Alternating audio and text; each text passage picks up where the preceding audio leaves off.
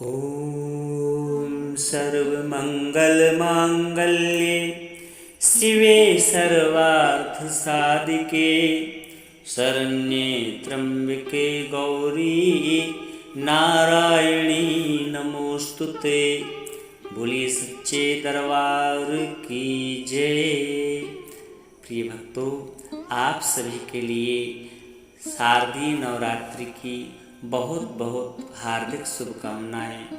माँ भगवती की कृपा दृष्टि से आपके जीवन में सुख समृद्धि एवं सभी प्रकार के ऐश्वर्यों की प्राप्ति आप सभी के लिए हो और माता रानी की कृपा की दृष्टि आप सभी भक्तों के ऊपर सदैव बनी रहे। माँ भगवती की दिव्य ज्योति से आप सभी का जीवन जगमगा उठे। नवरात्रि की शुभ वेला में माँ भगवती की महिमा का आप सभी भक्त गुणगान करें और उनकी कृपा से अपने जीवन को उज्जवल बनाएं। प्रिय भक्तजनों, आज की इस वीडियो में आप जानेंगे कि नवरात्रि के दिन कलश स्थापना कैसे करनी है, कब करनी है कलश स्थापना, कलश स्थापना के शुभ मुहूर्त कब कब रहेंगे और बहुत ही आसान पूजा विधि के बारे में। इस बार क्योंकि साल 2024 में शारदीय नवरात्रि के से ठीक पहले साल का आखिरी सूर्य ग्रहण भी लग रहा है, जो कि भले ही हमारे देश भारत में नहीं दिखाई देगा, क्योंकि जिस समय विदेशों में ग्रहण दिखाई दे रहा होगा उस समय हमारे देश में रात हो चुकी होगी। रात होने के कारण यह ग्रहण हमारे देश में मान्य नहीं होगा, लेकिन फिर भी ग्रहण चाहे दुनिया के किसी भी हिस्से में क्यों ना लगे, ग्रहण के बाद के कुछ समय ऐसे होते हैं जो सभी को करने चाहिए, क्योंकि ग्रहण जब लगता है तो उसका कुछ ना कुछ नकारात्मक प्रभाव वातावरण में जरूर फैलता है। अब ऐसे में क्योंकि शारदीय नवरात्रि इस बार 3 अक्टूबर गुरुवार से शुरू हो रही है, तो उसी दिन सुबह के समय लगभग ब्राह्म मुहूर्त के समय जो ग्रहण है वह समाप्त होगा। तो आप 3 अक्टूबर को सुबह यदि हो सके तो ब्राह्म मुहूर्त में उठ कर के स्नान करें। अगर हो सके तो आसपास किसी पवित्र नदी के जल से स्नान करें।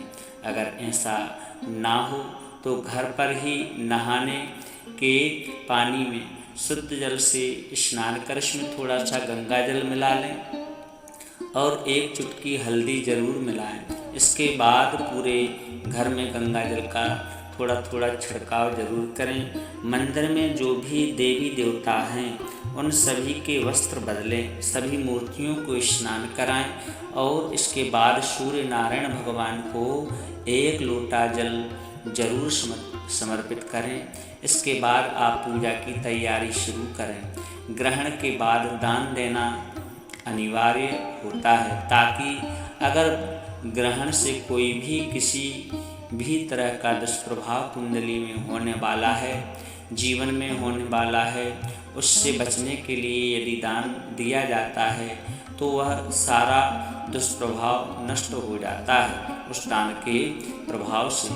तो आप दान की सामग्री में कच्चा अनाज या मौसमी फल, सब्जियां भी सुबह की पूजा करते समय साथ में रखें और पूजा करने के बाद में अपने माथे में स्पर्श करा करके इस दान की सामग्री को किसी योग्य निर्धन व्यक्ति को दान में दे दें और सभी के कल्याण की कामना करें। नवरात्रि के पहले दिन प्रतिपदा में शुभ मुहूर्त में कलश स्थापना की जाती है, जिसे घट स्थापना भी कहा जाता है।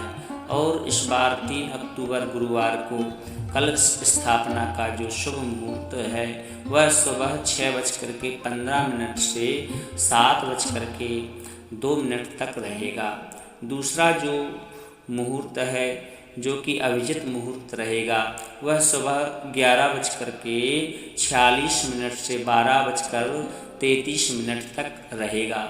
तो आप इन शुभ मुहूर्तों में किसी भी मुहूर्त में कलश स्थापना कर सकते हैं। और कलश स्थापना सुबह के समय करना ज़्यादा बेहतर रहता है। नवरात्रि के पूरे 9 दिन तक माँ भगवती के 9 अलग अलग रूपों की पूजा की जाती है और भक्त इस दिन अलग से एक चौकी स्थापित करके उस पर माँ भगवती की प्रतिमा विराजित करने के साथ ही कलश की स्थापना भी करते हैं। हिंदू पौराणिक मान्यताओं के अनुसार कलश के मुख में भगवान विष्णु, कंठ में भगवान रुद्र और मूल भाग में श्री ब्रह्मदेव विराजमान होते हैं। कलश के मध्य भाग में देवी मातृ शक्तियाँ विराजमान निवास करती हैं। कलश में भरा हुआ जल शीतल, स्वच्छ और निर्मल बना रहने का संकेत देता है। वहीं यह जल क्रोध, माया और मोह और घृणा जैसी भावनाओं से दूर रहने की भी शिक्षा प्रदान करता है। कलश स्थापना से पहले इस बात की जानकारी होनी चाहिए कि स्थापना के लिए कौन से कलश का इस्तेमाल करना है। तो कलश स्थापना में हमेशा सोने, चांदी, तांबे या फिर मिट्टी के बने कलश का इस्तेमाल किया जाता है। कलश की स्थापना हमेशा उत्तर या पूर्व दिशा में होनी चाहिए। ईशान कोण में कलश की स्थापना करें तो सबसे बेहतर रहेगा। कलश के ऊपर यदि आप नारियल की स्थापना करते हैं तो उस नारियल को लटाकर रखना चाहिए। जिस जगह को आप कलश की स्थापना करनी है उस जगह की अच्छी तरह से साफ सफाई अवश्य करें।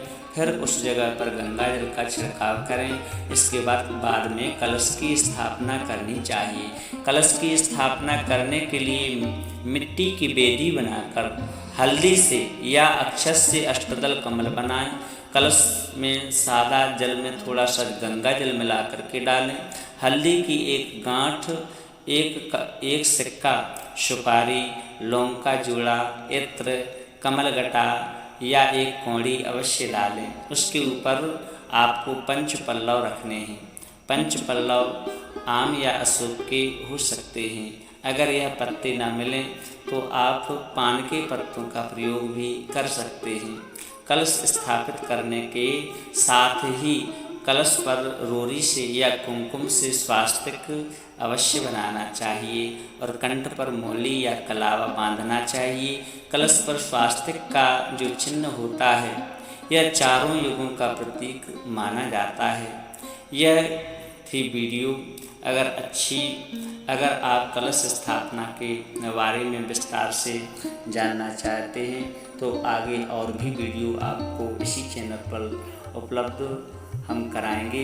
वीडियो यदि अच्छा लगा हो, जानकारी यदि अच्छी लगी हो तो वीडियो को दिल से लाइक करें, चैनल को सब्सक्राइब करें तथा साथ ही कमेंट में जय माता दी अवश्य लिखें।